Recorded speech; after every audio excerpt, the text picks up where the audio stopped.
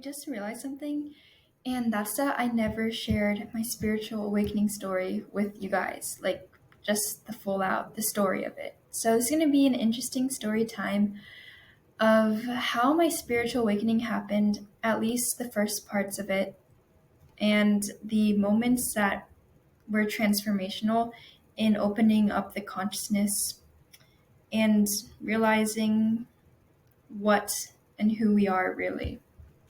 Okay, so I'll get into it. The first one was the first thing that ever happened that was remotely spiritual or something that I had not really considered before was April 18th, 2020.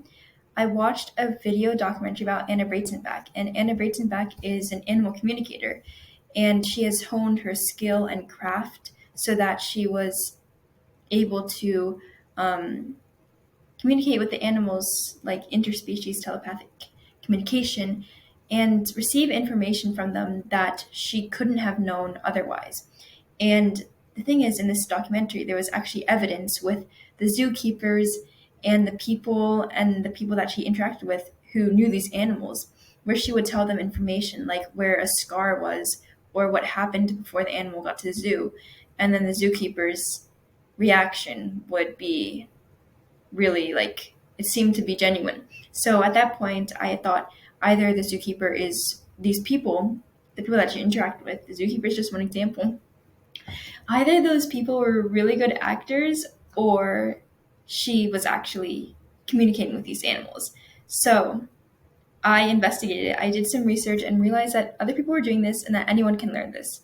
So I thought it was a cool skill to communicate with animals, hear their perspective, and thought I wanted to learn that. So I started researching and I believe I started meditating. I found on May 20th, 2020, I had written this in my journal.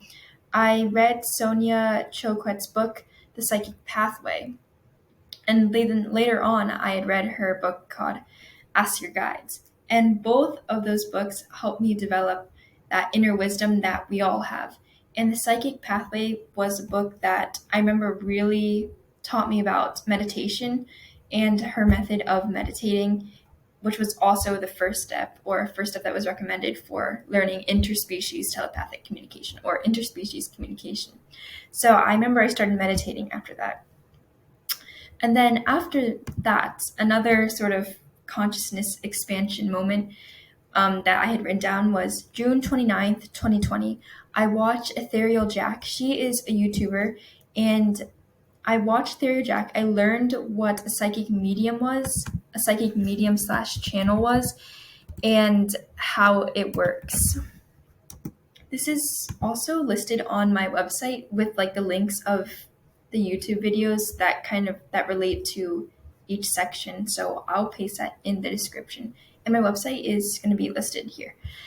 And then this was a point where I thought I was going crazy. Like I genuinely didn't know if this was real or not because I had grown up atheist without believing in anything. So I was asking my spirit team or my spirit guides, if you're here, please let me know now. Otherwise, I'm going to give this up forever. I was crying, and it was a moment where I was in a time of need for confirmation. And so I meditated, and a little while through, I opened my eyes, and my eyesight became more than 20/20, like over 20/20 vision, like a hawk's vision, like how you'd imagine a bird of prey. And I just saw the leaves on the trees so clearly through the window, the kitchen window.